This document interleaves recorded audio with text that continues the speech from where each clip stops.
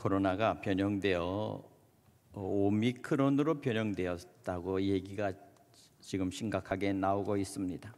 이 오미크론의 전염 속도는 점점 더 빨라지고 있습니다. 가장 염려되는 부분은 바로 이 증상이 무증상이라는 점입니다. 바로 이 무증상이라는 것이 상당히 걱정되는 요인입니다. 아무런 증상 없이 감염이 되었고 감염이 되었는지도 알지 못한 채 다른 사람들에게 감염을 시키는 바로 이 점입니다. 바로 이 점이 우리에게 지금 상당히 심각한 염려를 낳습니다. 무증상, 실체는 있습니다. 결과도 나타납니다. 그러나 증상은 없습니다. 알지 못한 채, 느끼지 못한 채, 자기 스스로 이해하지 못하고 인식하지 못한 채 나타나는 현상입니다. 어쩌면 이와 같은 증상들은 바로 우리가 세상에 살면서 우리 스스로 죄인지도 모르고 또 우리가 악을 우리가 행하면서도 그것이 무엇인지 모르는 우리의 상태 속에서 나타나는 이와 같은 죄가 바로 그와 같은 것입니다. 바로 이와 같은 것이 오늘 이 세상 속에서는 이 사회의 모든 부분에서 곳곳에 그와 같은 것들이 있습니다. 정치적인 것, 경제적인 것, 사회적인 것 모든 속에서 바로 이와 같이 알아차리지 못하고 우리가 미처 그것이 죄인지도 모른 채 그 속에서 우리는 살아갑니다. 그럼 도대체 우리는 이것을 어떻게 알아야 되고 우리는 어떻게 대처할 수 있을까요? 바로 그것은 오늘 우리에게 주신 이 성경 말씀, 하나님의 말씀입니다. 비로소 하나님의 말씀을 비로소 이 세상 속에 있는 모든 것에 이 모든 것들을 들여다보면 하나님 말씀 위에다 올려놓으면 모든 것들이 아주 분명하게 드러나는 것입니다. 마치 현미경으로 들여다보면 모든 세균과 질병이 모든 것들이 그 본체와 실체가 드러나듯이 우리는 우리의 삶의 모든 것이 우리는 정의롭다고 여기는 것, 우리가 볼 때 이것은 괜찮다고 여기는 그러한 것까지도 하나님의 말씀 앞에 올려놓으면 결국은 그 실체가 결국 죄로 드러나는 것이죠. 그러나 우리는 알지 못한 채 살아갑니다. 마치 에덴 동산에서 아담과 하와가 선악과를 먹고 나중에서야 주님이 부르시는 그 음성 속에서 자기의 죄가 실체가 드러나며 부끄러움이 드러났듯이 오늘 우리가 세상 속에서 그렇게 살아가는 것 같습니다. 오늘 우리의 생각이나 마음 속에는 싫든 좋든 때로는 우리는 서로 우리가 분명한 편을 가르고 서로가 대할 때가 있습니다. 상대방의 잘못이나 약점을 들춰내는 것이 정말 보편화돼가는 시대를 바라보면서 정말 안타까움과 개탄을 금치 못하는 것입니다. 우리는 좀 더 서로가 사랑하고 우호적이면 돼야 합니다. 좀 더 품격과 인격적이어야 된다라고 저는 생각이 됩니다. 좀 더 신사적이고 젠틀할 수는 없을까 하는 그런 생각이 들기도 합니다.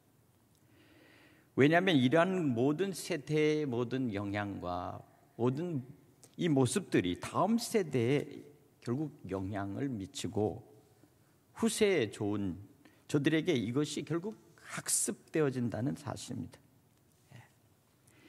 세상의 모든 것들은 결국 우리에게는 학습과 진행과 교훈이라는 과정으로 나타납니다. 좋은 것을 학습하고 좋은 것을 교육하면 좋은 결과와 열매를 맺지만 나쁜 것을 학습하고 나쁜 것을 가르치면 결국에는 나쁜 결과가 나타나는 것입니다. 좋은 가정에서 좋은 부모로부터 바른 가르침과 신앙교육을 받는다면 그 자녀는 사회 속에서 바르게 살아가면서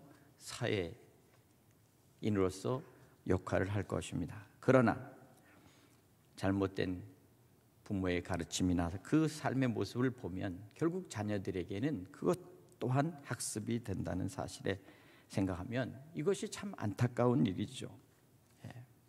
오늘 그렇기 때문에 가장 좋은 학습은 믿음과 신앙으로 길러내고 기도와 말씀으로 교육하고 훈계할 때 자녀들이 바르게 갈 줄로 믿습니다.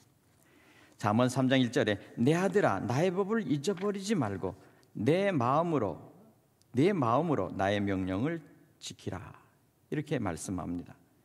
그리할 때 장수와 평강을 누리게 된다 이렇게 말씀하고 있습니다. 오늘의 주제는 바로 저는 이 영혼의 보약, 영혼의 양식에 대해서 말씀을 드리고 싶습니다.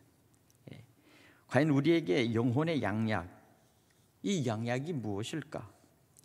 어떻게 하면 우리에게 가장 큰 바로 우리에게 영혼이 잘된 같이 범사에 잘되며 강건케 되는 역사가 어떻게 하면 될 수 있을까?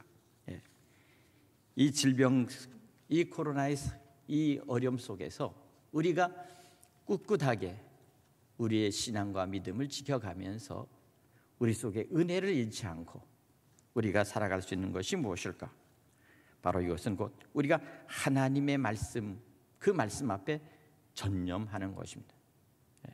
우리의 신앙을 더욱 주님 앞에 온전히 드려지는 그런 신앙입니다. 하나님의 말씀은 명령과 규례로 되어 있습니다. 이것을 하나님의 법이라고 합니다. 이스라엘 사람들 이것을 율법이라고 이렇게 부릅니다. 우리 개신교는 이 프로테스탄트는 이 복음, 이 율법을 그대로 받아들이면서 주님의 말씀으로 이 율법을 완성시켜 비로소 복음으로 이 말씀을 받아들인 것입니다. 예수님의 말씀은 복음이면서 곧 율법을 바탕으로 해서 주님은 그 위에 사랑으로 그리고 용서와 긍휼로 자비와 우리가 하나 되는 것을 말씀하고 있습니다.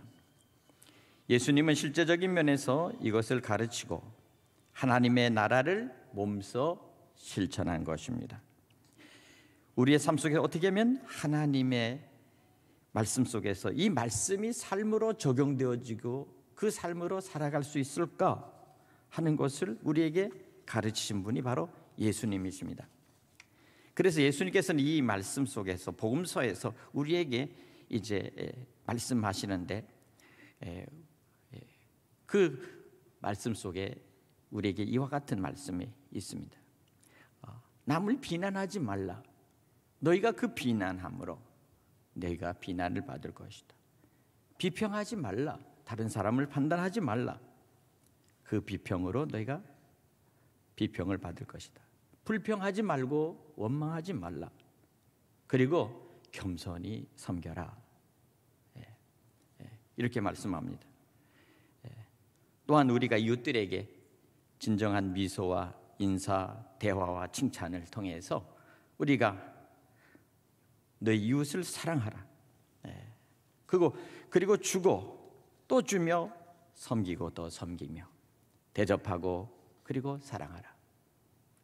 이미 우리는 셀페이퍼에 이것을 이니셜을 따서 우리가 첫 글자로 비비불자, 미인대칭, 주섬대사 이렇게 해서 이 첫 마디로 우리가 신앙의 가장 기본적인 것을 우리 마음속에 이제 마음의 표지로 삼고 우리가 마음판에 새기려고 우리가 이것을 지금 두고 있습니다. 여러분 잘 아시죠? 비비불자, 미인대칭, 주섬대사. 우리 한번 해봅시다. 비비불자, 미인대칭, 주섬대사. 우리가 여러분들이 이미 오래전에 알고 계시는 말씀입니다. 이 시간에 다시 한번 우리는 마음속에 다짐하고 우리가 우리 이웃들과 서로 대하면서 우리의 삶의 자리 속에서 어떻게 하면 이것을 할 수 있을까 하는 것이죠. 참으로 우리는 이 시대 속에서 비난하지 않고 비평하지 않고 불평하지 않고 자존심을 죽이며 산다는 것이 얼마나 힘든 것인가 하는 것을 우리는 깨닫습니다. 알지도 못하고 서로가 상대하기 어려운 사람들, 또 나와 상대하는 사람들이지만 서로 그 사람들에게 우리가 정말 따뜻한 미소와 그리고 서로 인사와 서로 안부를 묻고 대화하며 그리고 상대방을 칭찬하고 격려한다는 것은 우리가 이것은 훈련해야 합니다. 거룩한 삶을 살고 성결한 삶을 살기 위해서 우리가 예배와 기도와 말씀과 그리고 우리가 끊임없는 섬김으로 훈련하듯이 우리는 우리의 이웃들과 같이 우리는 훈련되어야 된다는 것입니다. 신앙 안에서 훈련되어져야 되겠습니다.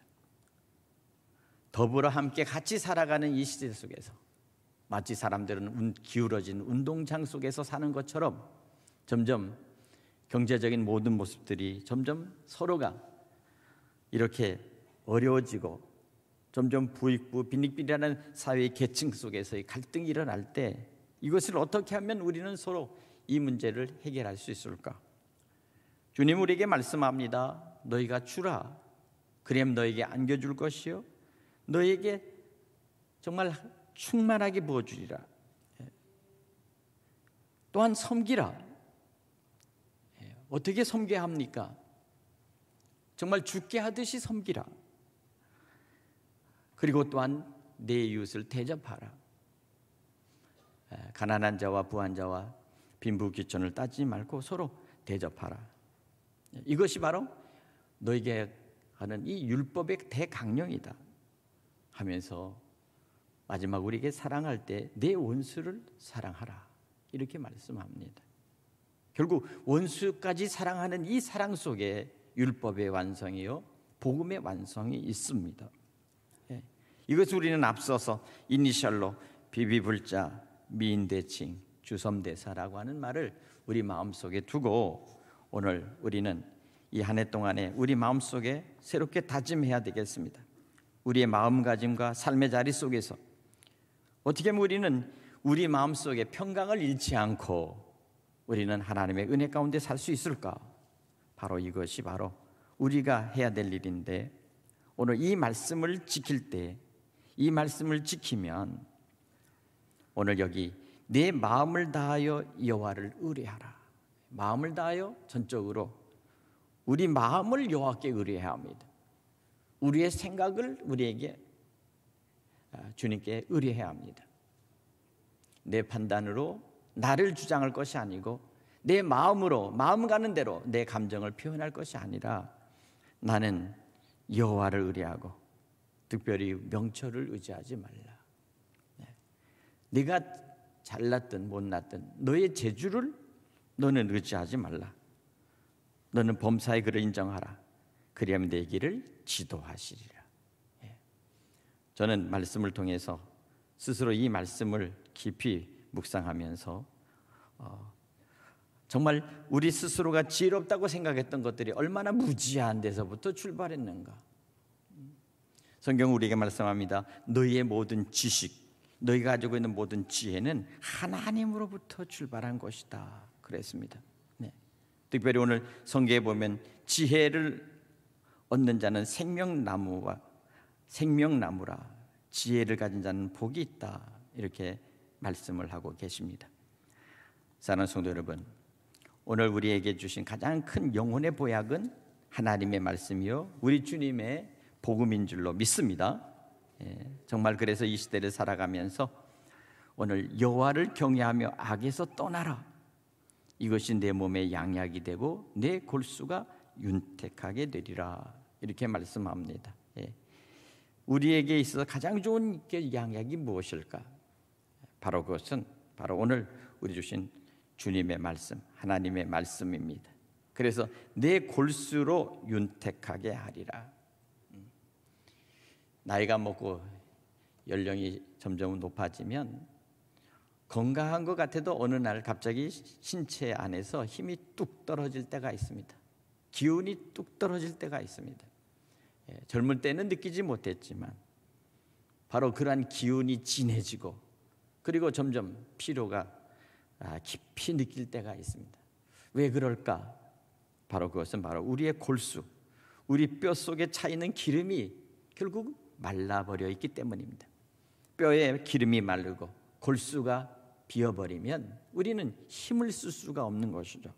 그러나 하나님의 말씀인 이 말씀인 진리가, 그리고 이 말씀의 지혜가 우리 속에 있을 때 내 골수가 윤택하게 되리라. 기름이 꽉 차 있어서 결코 우리의 모든 것들이 무너지지 않는다는 사실입니다. 오늘 사랑하는 여러분, 우리가 하루를 살아도 주 안에서 윤택한 삶을 살기를 간절히 축원합니다. 올 한 해 동안에 여러분의 삶이 정말 주 안에서 때로는 물질이 부족할 때가 있고 때로는 육신이 곤고하고 피곤할 때가 있지만, 그러나 그럼에도 불구하고 하나님께서 우리를 윤택케 하셔서 회복의 역사, 회복의 역사가 빠르게 나타나고 새 힘을 쓸 수 있도록 하나님께서 여러분에게 새로운 그러한 건강으로 충전시켜 주시는, 또한 말씀 안에서 담대함을 가질 수 있는, 세상에 두려움 없이 세상을 담대하게 그리고 헤쳐나갈 수 있는 믿음과 용기를 갖기를 간절히 축복합니다. 오늘 내 재물과 내 소산의 처음 익은 열매로 여호와를 공경하라, 이렇게 말씀합니다. 우리의 첫 번째 자리에 주님이 계시고 우리의 첫 번째 모든 삶 속에서 주님을 생각한다면 우리의 재물도 우리의 소산물도 그 처음 익은 첫 것도 우리가 마땅히 주님께 드릴 수 있는 믿음과 마음이 생기며 하나님을 섬기게 될 줄로 믿습니다. 예전에 제가 어렸을 때 봤던 옛날 생각이 자주 납니다. 아침이 되면 어른들이 계시는 그 집안에서는 언제나 그 노대야에다가 물을 떠서, 그래서 그 부모님이 세수할 수 있도록 아침 일찍이 그 세수대야가 들어가서 거기에 세수하시고 양치질 하십니다. 그리고 나면 아침 7시에 이른 아침 조반이 식사가 준비가 잘 돼서 아침에 어른들을 대접하고 그리고 가족들이 같이 식사를 합니다. 그러니까 반드시 아침에는 같이 식사를 하고, 그리고 이제 회사로 갈 사람, 학교로 갈 사람, 어린 손자까지 일시에 이렇게 나가는 것이죠. 농사를 지으실 분들은 이 농사를 지으러 나가시고, 이렇게 살아갔던 때가 있었습니다. 그러나 오늘 현대에 이르러서는 그런 것들이 없는 것 같아요. 그냥 알아서 각자 먹고 나가는 그런 일들이 가정 속에 비일비재합니다. 밥은 저 식탁 위에 쿡쿡 밥솥에 있고 반찬은 냉장고에 있습니다. 그러니 알아서 꺼내서 먹고 각자가 필요한 대로 나가면 되는 거죠. 시간에 맞춰서 같이 먹을 때도 있지만 거의 그렇게 되지 않을 때도 너무 많은 것 같아요. 다시 말하면 가정 안에서 시작하는 그 첫 시간의 출발점이 우리가 같이 사랑의 식탁과 서로의 함께 같이 하는 그 공동체 안에서 출발해야 되는데, 그런 것이 없는 것이 바로 현대의 삶의 특징이요, 오늘 이 시대의 모습들입니다. 심지어 홀로족, 혼자 사는 사람들이 너무 많다 보니까 이것이 아주 이제 다반사가 된 것 같아요. 여기서 한 가지 안타까움이 있습니다. 바로 그것은 무엇입니까? 다시 가족의 공동체성을 회복하는 것입니다. 어떻게 하면 가족의 공동체성을 회복할 수 있을까? 바로 이것이 바로 우리에게 주어진 이 시대의 크나큰 과제가 아닐까 싶습니다. 될 수만 있다면 가족들이 다시 하나로 같이 뭉쳐서 살면 얼마나 좋겠어요. 바로 그 점이 아쉬운 거죠. 오늘 그러다 보니까 오늘 점점점 가족 간의 모든 사랑으로 맺어지는 이 끈끈한 혈연성과 함께 사랑의 공동체성이 지금 약화되고 있는 것이 안타깝습니다. 그러나 우리가 정말 하나 되기 위해서는 우리는 서로가 뿔뿔이 흩어져도 우리가 주님을 섬기는 이 주님의 자리, 믿음의 자리, 예배의 자리에, 바로 첫 자리에 우리는 언제나 하나가 돼서 모여서 하나님 앞에 예배드릴 때 바로 그때 가정이 새로운 믿음의 공동체로서 새롭게 될 줄로 믿습니다. 아무쪼록 오늘 우리에게 주신 말씀을 통해서 하나님께서는 그 사랑하시는 자에게 징계하시기를 마치 아비가 그 기뻐하는 아들을 징계함 같게 하신다라고 오늘 12절에 말씀하고 있습니다. 여호와의 징계, 이 사랑의 징계. 오늘 우리는 하나님의 징계를 기꺼이 받아들이면서 오늘 우리가 주신 말씀도 또한 우리가 지켜야 될 믿음의 말씀으로 받아들이고 우리가 힘써 우리가 순종해야 될 줄로 믿습니다. 이 시대에 가장 우리에게 필요한 것이 무엇일까요? 바로 그것은 지혜를 얻는 것입니다. 어떻게 하면 지혜를 얻을 수 있을까? 세상 속에 어떻게 하면 우리의 필요한 지혜를 우리가 함께 공유할 수 있을까? 세상의 지혜, 세상의 지혜는 돈 버는 지혜예요. 세상의 지혜는 권력을 높이 하는 지혜예요. 세상의 지혜는 모든 것들을 명예를 얻는 지혜로서 모든 것들이 그렇게 귀결이 됩니다. 그러나 한 가지는 그것이 진정한 지혜는 아닙니다. 각자가 추구하는 그들의 욕망의 가치가 될 수는 있지만 그러나 절대적인 지혜는 우리 모두가 공동의 선을 이루며 우리가 하나가 되는 일이요, 서로 이 조국, 이 민족이 주님 안에서 복된 행복한 나라가 되는 것입니다. 믿음의 나라가 되는 것입니다. 우리는 그렇기 때문에 우리는 참된 지혜를 얻기 위해서는 하나님께 구해야 될 줄로 믿습니다. 지혜를 얻는 자만이 장수가 있고 그의 왼손에는 부귀가 있다 하면서 바로 지혜로운 그 길은 즐거운 길이요 그의 지름길은 다 평강이니라. 결국 지혜의 결과는, 지혜로서 얻는 모든 것의 결론은 결국 평강, 마음의 평강, 마음의 평화라고 오늘 성경이 우리에게 말씀합니다. 아무쪼록 1월에 지나가는 이 중순에 접어드는 이 주간 속에서 우리는 이 새 한 해를 시작하면서 하나님 내게 지혜와 함께 우리에게 평강을 누릴 수 있는 그러한 삶을 주시옵소서. 우리가 구해야 되겠습니다. 아무쪼록 오늘 여러분에게 주시는 이 영혼의 보약은 하나님께서 여러분에게 주시는 지혜와 그리고 평강입니다. 오늘 이와 같은 것들을 우리가 가지고 살아갈 때 오늘 4절에 이렇게 말씀합니다. 여호와의 법을 지키며 그 말씀을 지키는 자는 내가 하나님과 사람 앞에서 은총과 귀중히 여김을 받으리라. 사람과 하나님 앞에서 은총과 귀중히 여김을 받는 이 놀라운 축복, 이 축복이 오늘 여러분 속에 함께 하시며 여러분의 자녀들이 이 말씀 속에서 지혜와 명철과 함께 평강이 임하기를 주님의 이름으로 간절히 축원합니다. 기도하겠습니다. 하나님 아버지시여, 우리의 영혼에 보약을 주셔서 내 몸에 양약이 되고 내 골수가 윤택하게 되리라 하신 이 말씀 오늘 주님의 말씀, 그리스도의 복음의 말씀, 하나님의